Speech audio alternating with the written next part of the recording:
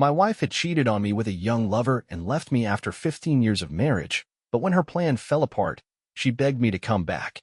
I decided it was time for revenge, legal, cold, and sweet. Here's how it all unfolded in this drama full of betrayal, deception, and karmic payback. My name's Derek. I'm 42, a logistics manager from the Chicago suburbs, and up until last week, I thought I had a pretty solid life. 15 years married to Lisa, 39, who runs the front desk at a trendy downtown cafe. 2 kids, Nate, 20, away at college, and Emily, 17, a high school senior still crashing in her old bedroom upstairs. We weren't perfect, whose marriage is, but I figured we were in it for the long haul. That all crashed and burned 7 days ago when Lisa dropped a bomb that still has my head spinning. It was a Thursday night, just past 8 p.m. I come home from a long shift, kicked off my boots, and cracked open a beer when Lisa walked into the kitchen. She didn't sit down, didn't even look me in the eye at first, just stood there, arms crossed, like she was about to pitch a sales pitch she'd rehearsed 100 times. "Derek," she said, her voice flat. "I've been seeing someone. Kyle, from work. The barista. It's been 2 years. I'm leaving you for him." I froze, the beer halfway to my lips. 2 years? Kyle? The punk with the man bun who barely looked old enough to shave? My brain couldn't process it. "What the hell are you talking about?" I stammered, setting the can down so hard it sloshed onto the counter. She finally met my gaze, her hazel eyes cold as steel. "I'm done pretending. Our marriage has been dead for ages. Kyle's my future. I'm moving out tonight." The air sucked out of the room. 15 years gone, just like that. I'm not proud of what happened next. I begged. Yeah, me, a 6 feet 2 inches guy who's hauled crates and stared down pissed-off truckers, reduced to a blubbering mess. "Lisa, please, we can fix this. Don't do this to us, to the kids." My voice cracked, and I hated myself for it. She just shook her head, like I was some stray dog she pitted. "It's over, Derek. I've already packed." I watched, numb, as she hauled a duffel bag from the bedroom, stuffed to the brim, like she'd been planning this for months. Maybe she had. She didn't even glance back as she grabbed her keys and walked out, the door slamming shut behind her. I sank onto the couch, staring at the wall, my whole world unraveling. The house felt too big, too quiet. Emily was at a friend's, Nate was at school, and I was alone with the echo of her words. 2 years. How had I missed it? The next hours a blur, tears, a couple of swigs from a whiskey bottle I keep for emergencies, and a lot of swearing at the ceiling. But then something shifted. Maybe it was the sting of her casual, "It's over," like I was a used-up lease. I wiped my face, stood up, and muttered, "Screw this." She wanted out? Fine. But I wasn't going to let her waltz back in when her little fantasy crashed, which, deep down, I knew it would. Guys like Kyle don't stick around. I just didn't expect it to happen so fast. 7 days after Lisa walked out, my phone buzzed at 1 a.m., pulling me out of a restless sleep on the couch.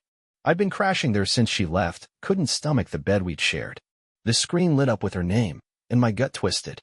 Why the hell was she calling now? Against my better judgment, I answered. "What do you want, Lisa?" I growled, voice rough from whiskey and exhaustion. She was sobbing loud, messy sobs that made the line crackle. "Derek, I messed up. Kyle, he doesn't want me. Can I come home?" I sat up, blinking in the dark, her words hitting like a punch. "Wait, what?" I said, half expecting I'd misheard. She hiccuped through tears. "I went to his place that night. Told him I'd left you for him. He laughed, Derek. Said I was just a fling, that he's not ready for some mom with baggage. I've got nowhere to go." For a split second, I felt a pang of pity. She sounded broken, lost. But then it hit me, 2 years of lies, her smug, "It's over," as she ditched me, and that pity burned into something hotter. "You've got nowhere to go?" I snapped. "Good. You made your bed, Lisa. Sleep in it." Her crying stopped, replaced by a stunned silence. "Derek, please," she whispered. "I know I hurt you, but eh?" "No buts," I cut her off, my voice steel. "You don't get to cheat for 2 years, waltz out, then crawl back when your boy toy dumps you. Get out of my life." I hung up, hand shaking, and tossed the phone across the room. It clattered against the coffee table, but I didn't care. Anger felt better than the wreck I'd been all week. Next morning, I woke to a dozen texts from her. First, it was begging. "I'll do anything to fix this." Then guilt trips. "How can you abandon me like this?" By the last one, she'd flipped the script. "You're heartless, Derek. I'll take you to court. Half this house is mine." I stared at that message, jaw tight. The house was in my name. I'd bought it with my savings before we even married, but she'd fight dirty. I wasn't surprised. What shocked me was how fast she'd gone from tears to threats. I called my brother Kevin, a 38-year-old gearhead from Detroit who'd always had my back. She's lost it, man, I said, pacing the kitchen. Wants back in, and now she's threatening lawyers. Kevin snorted through the line. Let her try? She's got no leg to stand on. You need me there? I hesitated, then nodded, even though he couldn't see. Yeah, could use the backup. He was on the road within an hour, promising to crash with me until the dust settled.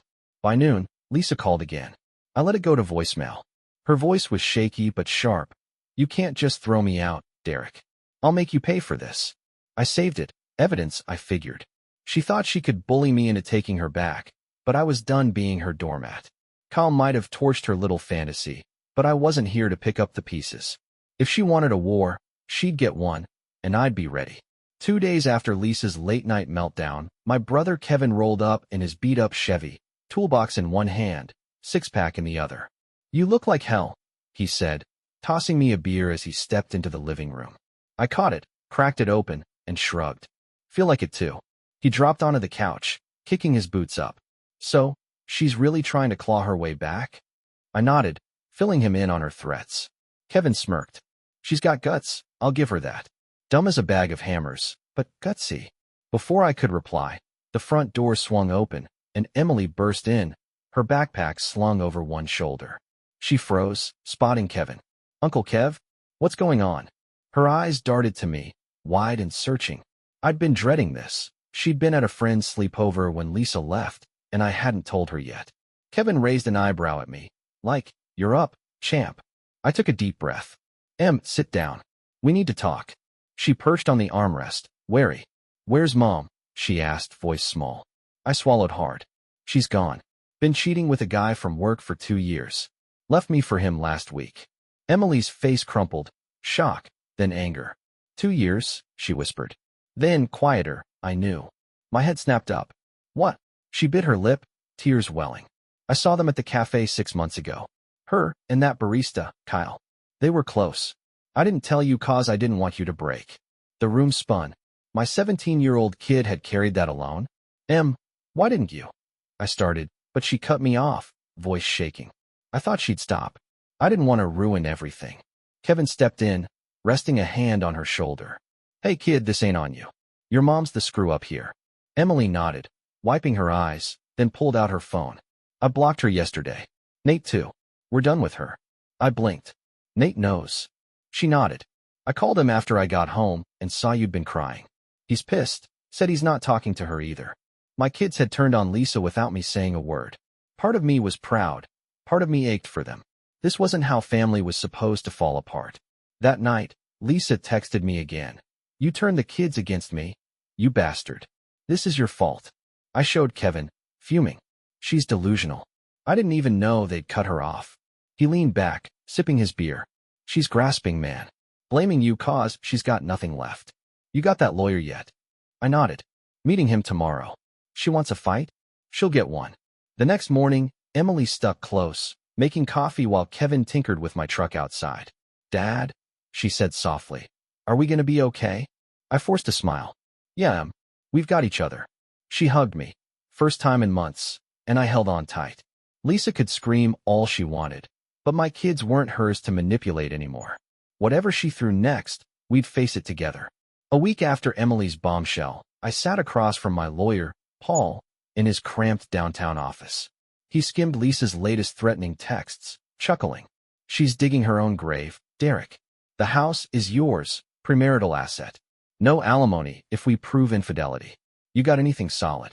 I smirked. She's about to hand it to us. Paul raised an eyebrow, but I didn't elaborate. I had a hunch Lisa's ego would do the heavy lifting. That night, it paid off. Emily burst into the kitchen, phone in hand, eyes wide. Dad, you've got to see this. She shoved the screen at me. A TikTok from Lisa, already at 200K views. Her face was tear-streaked, voice shrill. Kyle strung me along for 2 years, then dumped me like trash. I gave up everything for him. She ranted for 3 minutes. Dates, details, the works. I stared, jaw slack. She just confessed to the world? Kevin, sprawled on the couch with a beer, snorted. Dumbass move of the century. That's your golden ticket, bro. Emily scrolled through the comments, half were pity, half were brutal. Cheater got what she deserved. Then it got better. 3 women chimed in. Kyle hooked up with me too, same time. He's the cafe's resident player. Lisa, you're not special, LOL. The post blew up, 1 million views by morning. The next day, Nate called from college. Dad, Mom's trending and not in a good way. People are ripping her apart. I pulled up the video again, now at 2 million. Lisa's dirty laundry was a viral circus, and I didn't lift a finger. Paul was thrilled when I sent it over. This is admissible public admission of the affair. She's toast. The fallout hit fast. Emily got a text from a friend. Lisa had been fired from the cafe. Boss called her a liability after the TikTok mess, she said, grinning. I couldn't help it. I laughed. A real gut laugh. First in weeks. Kevin clapped me on the back. Karma's a bitch, huh? I nodded, savoring it. Lisa's perfect escape had imploded, and she'd lit the match herself. But she wasn't done. That night, my phone pinged with a novel-length text. You're loving this, aren't you? I'm ruined because of you. I'll sue for emotional distress. Enjoy your petty revenge while it lasts. I showed Kevin, who rolled his eyes. She's unhinged. Block her already. I didn't, yet. Paul said every message was more ammo. Let her rant, he'd said. It's just rope to hang herself with. By week's end, I filed for divorce, armed with Lisa's TikTok tantrum and a stack of her texts. She'd wanted a war, but she'd handed me a nuke. The kids stayed solid. Emily even joked, Mom's a meme now. We're good without her. I felt lighter, sharper. Lisa's crash wasn't my doing, but damn, it felt good to watch her burn. 2 months after Lisa's TikTok implosion, I sat in a sterile courtroom, watching her squirm across the aisle. Her lawyer, a sweaty guy in a cheap suit, fumbled through papers while my guy, Paul, leaned back, cool as ice. The judge skimmed the file, her viral confession, the texts, the works. Mrs. Carter, he said, voice dry, your public statements leave little doubt. Adultery's clear. No alimony. The house stays with Mr. Carter. Case closed. The gavel banged, and that was it, divorce granted. I exhaled, free. Lisa shot me a glare, her eyes red, but I didn't flinch. She'd played victim till the end, claiming I'd ruined her by not taking her back. The judge didn't buy it, neither did I. Paul clapped my shoulder as we left. She handed you the win, man. Clean sweep. I nodded, weightlifting. Outside, Kevin waited in his truck, grinning. Told you she'd crash and burn. Beers on me tonight. Back home, Emily and Nate were sprawled on the couch, scrolling through the latest memes of Lisa's meltdown. She's living with some friend now, Nate said, smirking. Cafe blacklisted her. Nobody's hiring. Emily looked up, softer. Dad, you think we'll ever talk to her again? I paused, honest. Maybe someday, Em. Not now. She's got to figure herself out first. They nodded, and we let it drop. We'd built a new normal. Her absence was loud, but we were okay. Lisa's last text came that night. You'll regret this. I'll bounce back, and you'll be alone. I read it, laughed, and finally hit block. She torched her bridges, job, kids, me, and I wasn't her safety net anymore. Kevin caught me staring at the blank screen. You good? He asked, tossing me a cold one. Yeah, I said, catching it. Better than good. The next morning, I called a therapist, the first step to untangling the mess in my head. She'd start next week, and I felt ready. Kevin stuck around a few more days, tinkering with my truck and cracking jokes. You're a survivor, bro, he said before heading back to Detroit. Hit me up for that lake trip, Michigan's waiting. I grinned. Deal. A week later, I stood in the kitchen, coffee in hand, sunlight spilling through the window. Emily was at school, Nate back at college, and the house was mine, quiet, but mine. I'd spent 15 years loving Lisa more than she deserved, blind to her flaws. Now, I see clearly. She'd chased a fantasy, lost it all, and I'd become stronger.